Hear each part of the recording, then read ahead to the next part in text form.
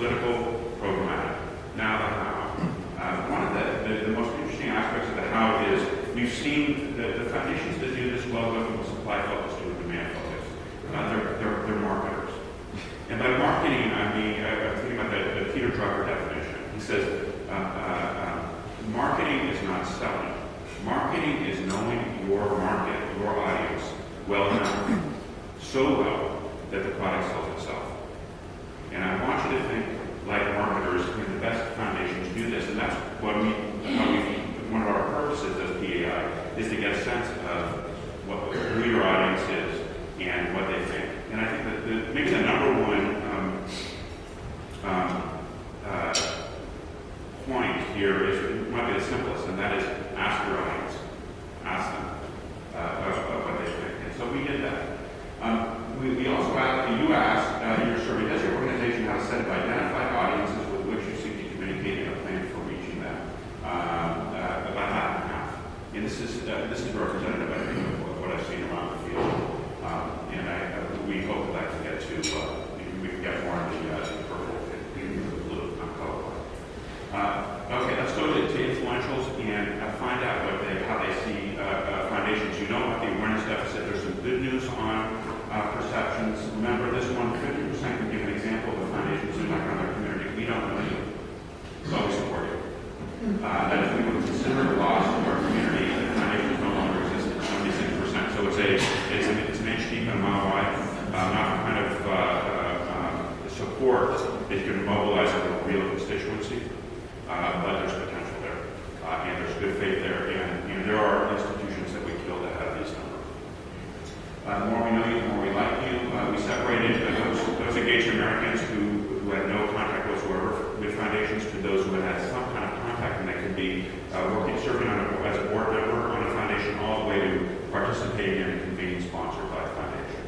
And when 39% of the no-contact folks, of the no-contact engaged Americans feel foundations are effective. Those with any kind of experience, any kind of contact, 61% feel foundations are effective. We also asked about the perpetuity sacred cow. We had Spend-Now Jones, who made an argument for we're facing a crisis in our country. Foundations need to spend more now, and even if that means the foundations don't last forever. And then there was Perpetuity Smith. And Perpetuity Smith said we need to save and limit our payouts so foundations will last forever. Raise your hands if you think the majority of engaged Americans support Spend-Now Jones.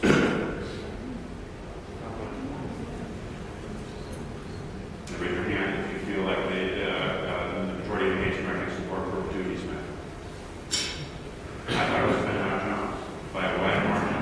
Perpetuity Smith. This is an important piece of data when you're reaching out to policymakers. We also found three really encouraging and interesting opportunities in terms of high expectations that engaged Americans have for foundations. They want and expect a lot of you. And the number one was we want you to find solutions. So in 2006, we asked people who agree with the statement foundations should focus their grants on new and better ways of solving problems. And half in 2006 said yes. By 2009, that had jumped to 80%. And Harrison Rackford did this poll for us where they were shocked at that lead. That's quite a change.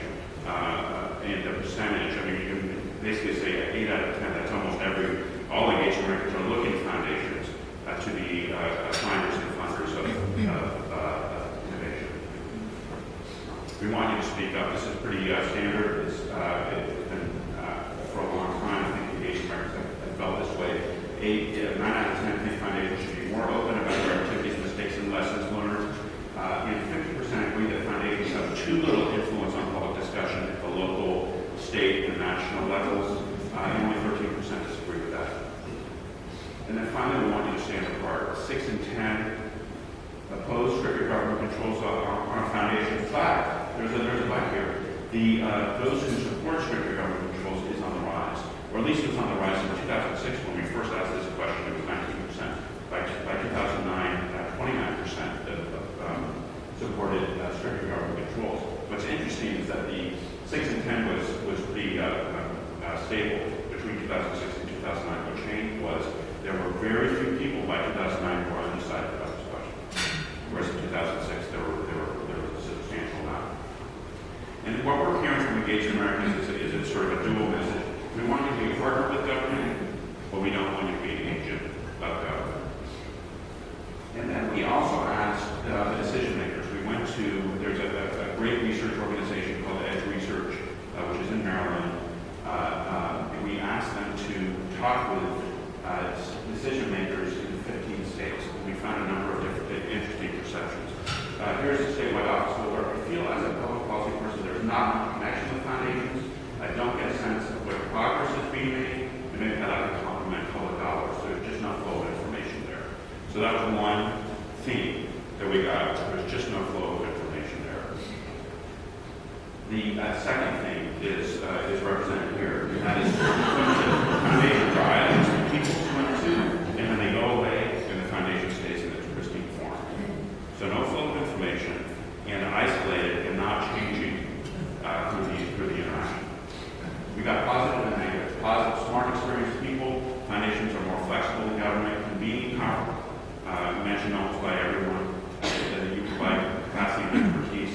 Again, these are public officials at the state and local levels on both the legislative and executive side. Negatives, the foundations like colorful or fickle, looking for the next thing.